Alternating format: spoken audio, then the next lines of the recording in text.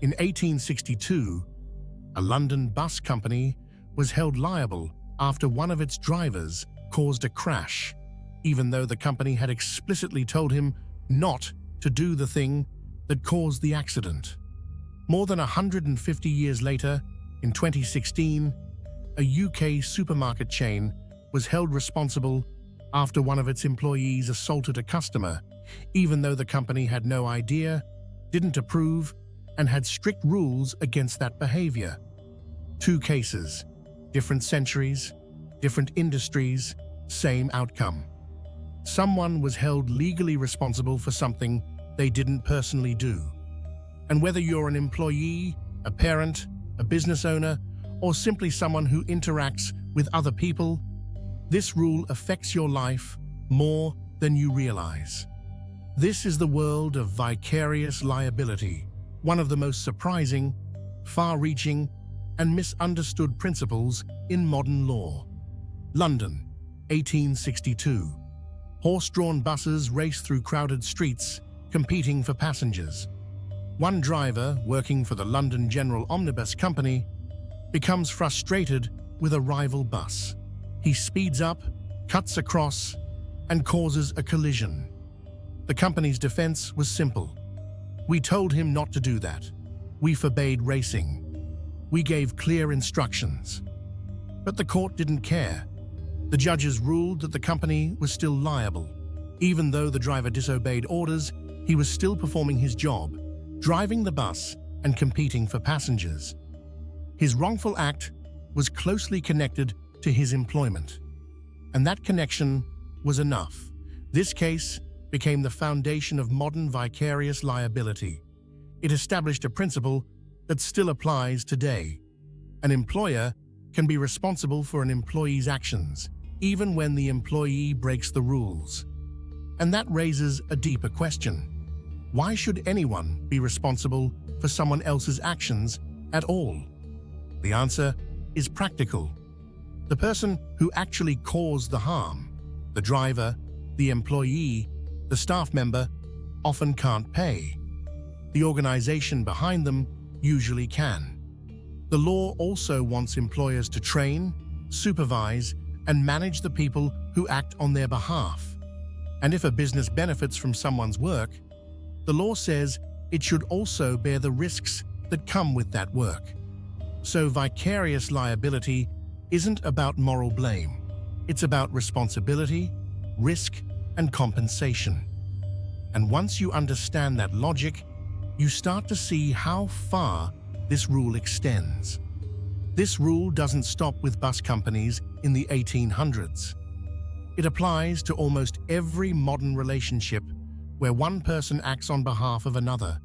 If your child injures someone at school, you might be the one who gets sued, even if you weren't there, didn't see it, and had no idea anything happened.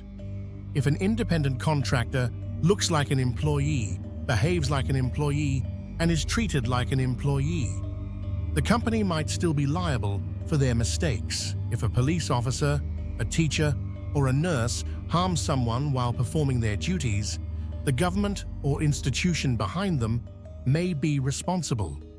The question isn't, did you personally do anything wrong? The question is, was the person acting in a role that connects back to you?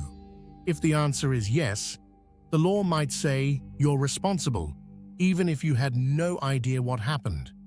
And modern courts have pushed this idea even further. Fast forward to Birmingham, 2016.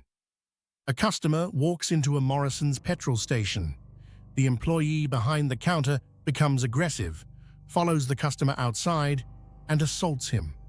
Morrison's argued that the behavior was completely unacceptable, entirely against company policy, and far outside anything they would ever authorize. But the UK Supreme Court disagreed. In Mohamud versus WM Morrison Supermarkets, the court held that the assault was closely connected to the employee's job, serving and interacting with customers. Even though the company didn't approve, didn't know, and didn't want this to happen, the connection between the employee's role and the wrongful act was enough. The company was liable. This case reshaped modern vicarious liability. It showed that even extreme misconduct can fall within the scope of employment if it's sufficiently connected to the employee's duties. And it wasn't the only modern example. In 1999, a Canadian hospital was held liable after a surgeon's negligence caused permanent injury. The hospital argued the surgeon was an independent contractor. The court disagreed. Patients see the hospital as the provider, and that perception was enough. Different country, different facts, same principle. But the rule isn't unlimited. There are boundaries. If someone acts completely outside their role, what courts call a frolic of their own, then you're not responsible. If an employee steals a company vehicle on the weekend and crashes it while joyriding, the company isn't liable. If a babysitter ignores instructions and does something wildly unrelated to their job, the parents aren't liable. The key question is always the same. Was the wrongful act closely connected to the role that links the two people? If yes, liability is possible. If no, the chain breaks. This isn't just a legal curiosity. It affects your real life. If you run a business, you can be sued for your employees' mistakes.